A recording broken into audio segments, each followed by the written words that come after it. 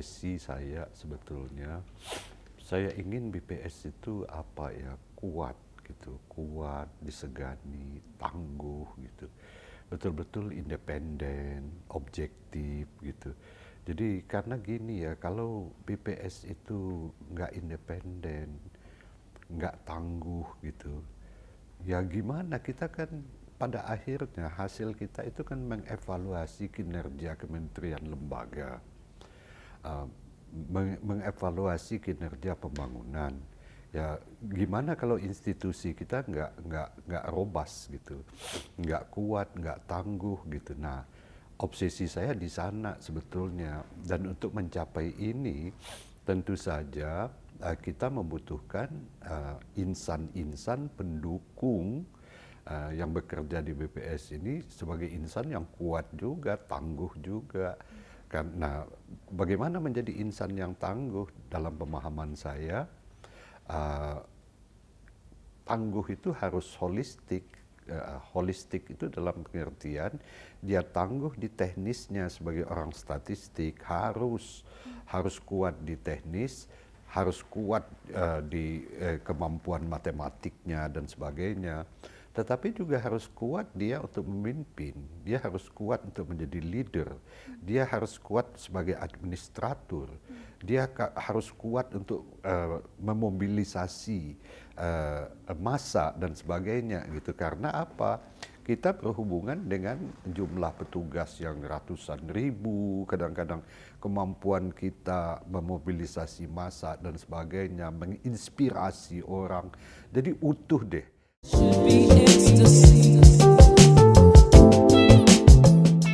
Ya, yang mendorong saya gini ya, yang pertama kita harus membangun BPS itu sebagai institusi yang robust sekali, yang tangguh, yang kuat tadi gitu, yang independen. Karena itu perlu kekuatan-kekuatan pendukung ya. Kekuatan pendukung itu gimana kita membangun BPS yang tangguh gitu ya. Kalau misalnya kita nggak mampu mengomunikasikan data kita kepada publik secara luas. Bagaimana kita berkomunikasi yang menarik gitu, yang holistik gitu, yang dalam gitu ya. Ya tentu lewat tulisan lah. Tulisan adalah kekuatan bagi BPS ke depan gitu. How to educate the people, how to educate the public gitu, how to bring statistic closer to the public. Jawabannya adalah dengan menulis gitu. Karena itu menulis adalah suatu keharusan betul.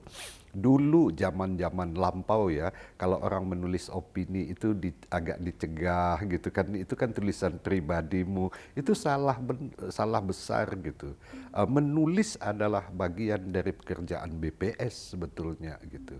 Jadi karena itu saya bagaimanapun ya sebagai salah satu pimpinan BPS ingin sekali berkontribusi untuk membangkitkan teman-teman saya, adik-adik saya menjadi insan BPS yang kuat, tangguh, mampu mengomunikasikan data, apa yang mereka pikirkan, yang mereka kerjakan bisa dinikmati oleh publik, data mereka hasilkan bisa mencerdaskan publik lewat tulisan itu. Itulah obsesi kuat saya untuk membangun suatu generasi baru BPS bisa menulis.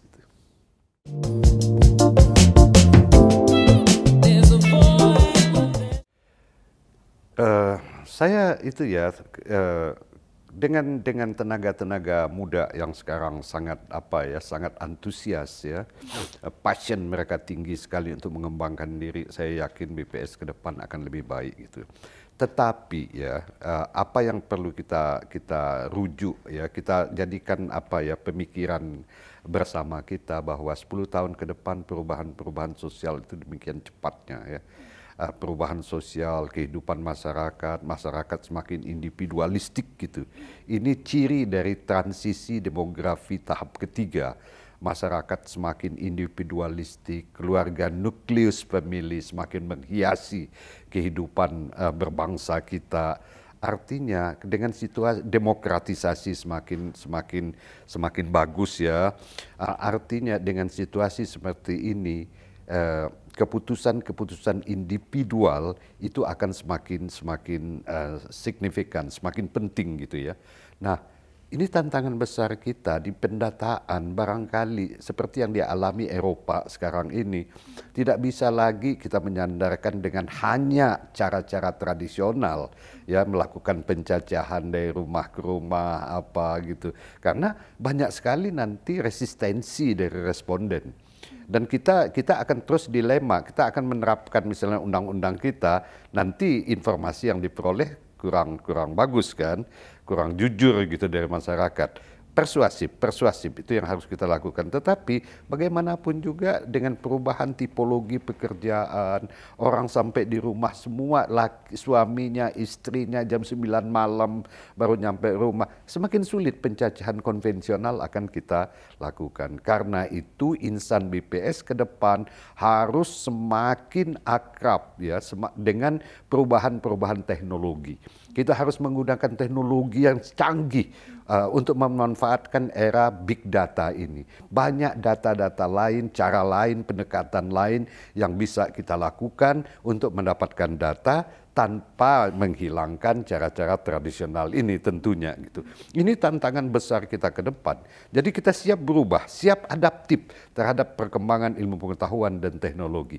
Dan siap mengejar ya perkembangan ini dan siap mengikuti perubahan-perubahan sosial di masyarakat. Kalau ini bisa kita lakukan, BPS akan semakin luar biasa dan saya tetap percaya BPS akan eksis di masa yang akan datang ini.